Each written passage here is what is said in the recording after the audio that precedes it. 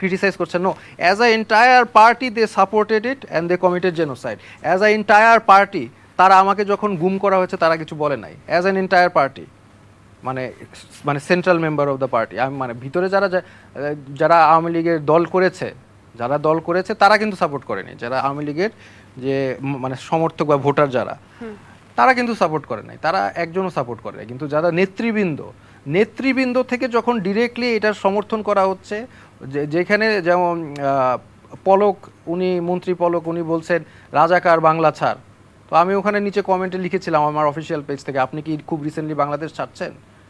তো এটার পরে তো আলটিমেটলি তো ওনার পালানোই লাগছে। তো এই ধরনের ব্যক্তি আবার আবার ইলেকশন করবে, ইটস আনএক্সেপ্টেবল।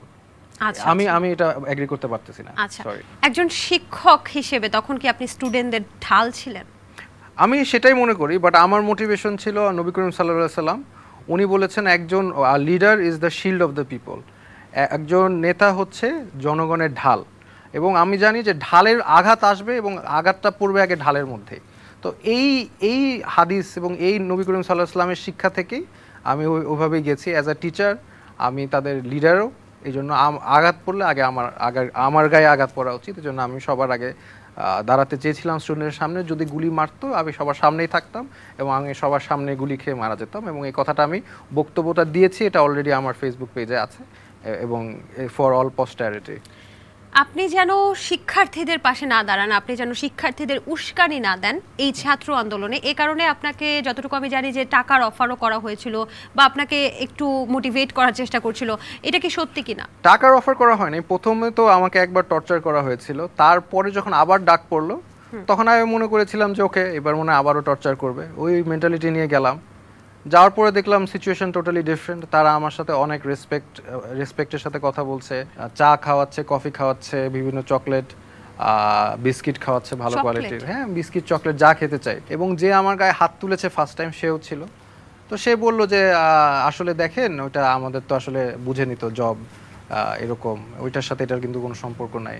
তারপর আমার সাথে খুব ভালো ব্যবহার করলো, বিভিন্ন বিষয় নিয়ে কথা বললো, আমি ইসলাম পছন্দ করি কেন বা আমি কী চাই, আমার মোটিভেশন কী, এগুলো নর্মাল ভদ্রভাবে কথা বললো।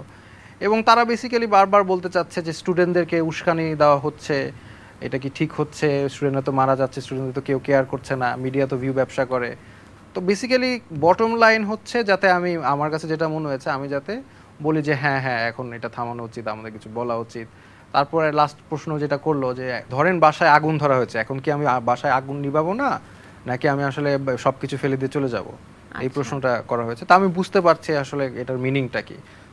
তা আমি প্রথমে বললাম যে একটা বাসায় যখন আগুন ধরে, যখন জিনিসটা একটু বেশি ধরে যায়, তখন নিবানো তো বোকামি, নিবাতে গেলে তো নিজেই মারা যাবো।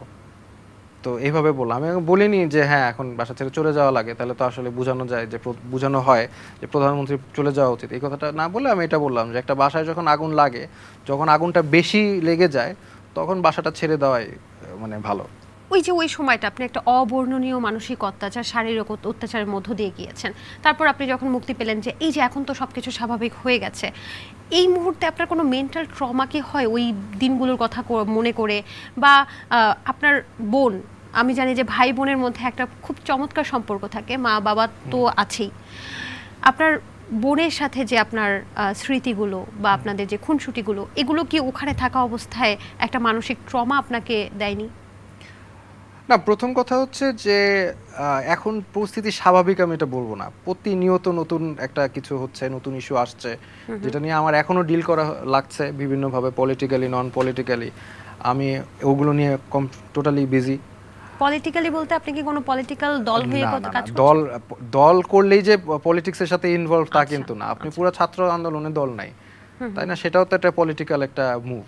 তো আমি আমার জায়গা থেকে পলিটিক্যালি যেগুলি নতুন নতুন প্রবলেম আসছে সেগুলি নিয়ে আমি কাজ করছি, সেটার সলিউশন কি হতে পারে। যেমন একটা ক্ষুদ্র উদাহরণ হচ্ছে যে ইনক্লুসিভ সোসাইটি, এই যে কথাগুলি ব্যবহার করছে যে ট্রান্সজেন্ডারিজম, এলজিবিটি কিউ, তারা সেফ ফিল করছে না, এটা তো বাংলাদেশের ক্রিমিনাল অ্যাক্ট। তো তারা সেফ ফিল, ক্রিমিনালরা কেন আমরা সেফ ফিল করবে? সেটা তো করা উচিত না।